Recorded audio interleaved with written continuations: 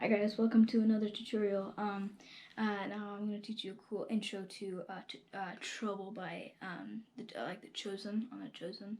It's a really great show, but it's a really cool extra guitar part. Sounds like this. Oh, hold on, wrong setting.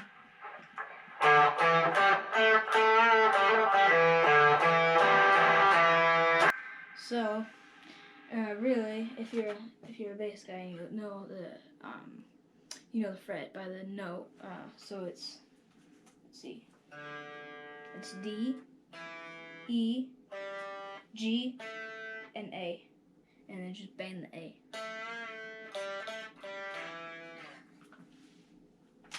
So